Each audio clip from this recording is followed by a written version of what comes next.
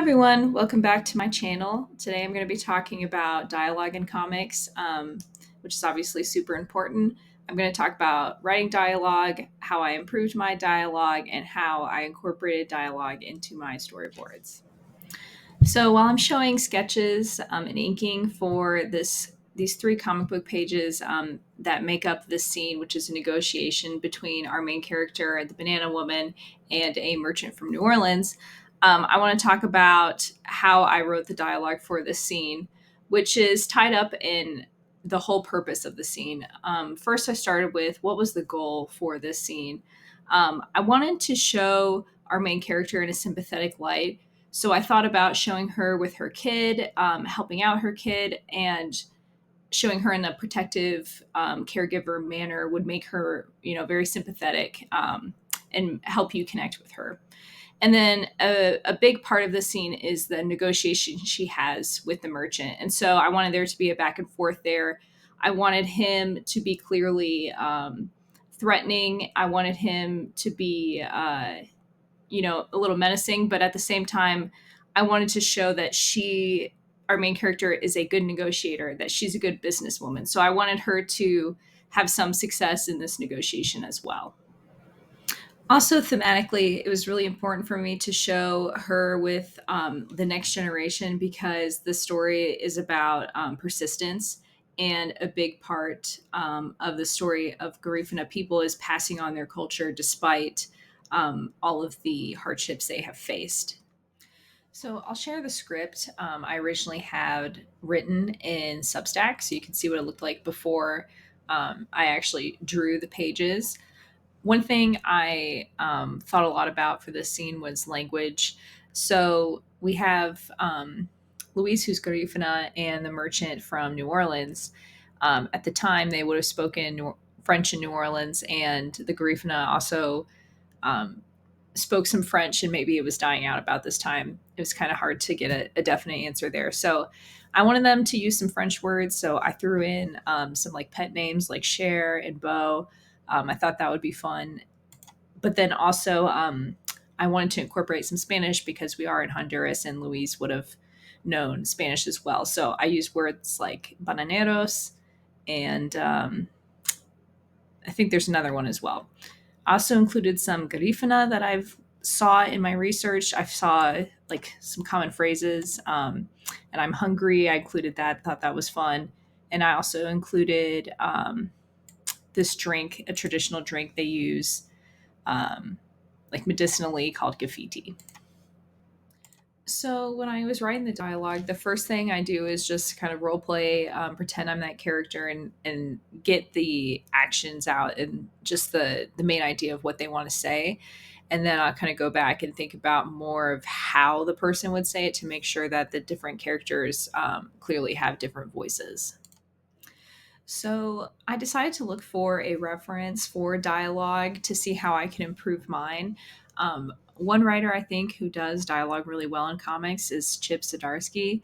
I really like Public Domain, and I had just been reading Time Waits, and I really felt like each character had their own voice. So I went through and tried to figure out what was it that he was doing that gave the characters their unique voice.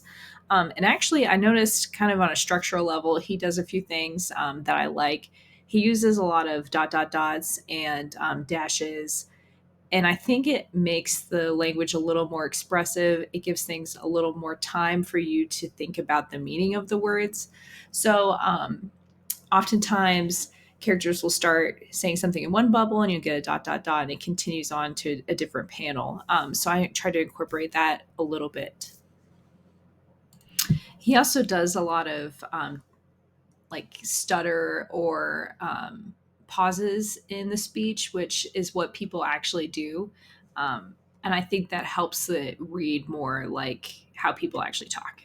So once I actually had my script and I played with the dialogue and got it to a place I liked, it was time for me to storyboard.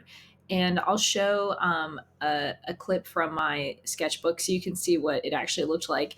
It's certainly nothing fancy. I just use stick figures for my storyboard and try to map out where the dialogue will be so I can start thinking about how things will be spaced out. It's important to think about how much space your text is going to take up.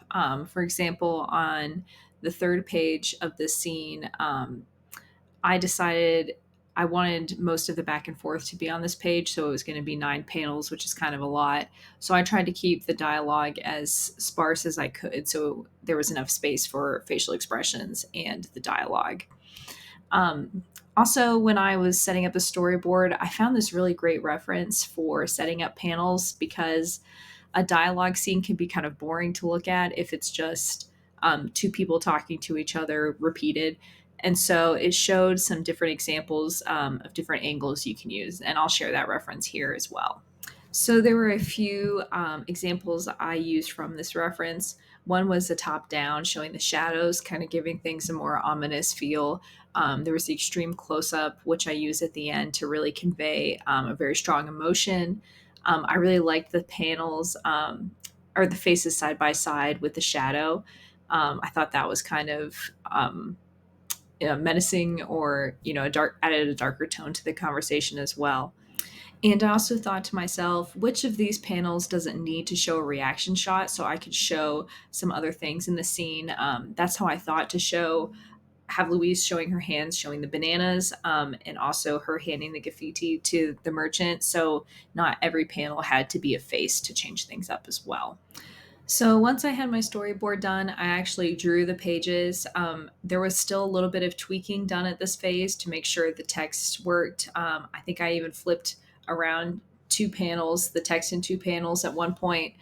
Um, and once I had the panels drawn, I think at the end with coloring, that was kind of the last piece of adding the drama to the story. So making sure the color matched the emotion.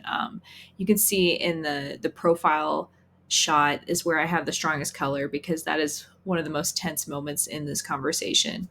And so I think color is really helpful to beef up the drama in your scene. Hopefully, you enjoyed watching the process of creating these 3 pages for this dialogue intense scene. Stick around if you want to see more videos related to making comics. Thanks again for watching.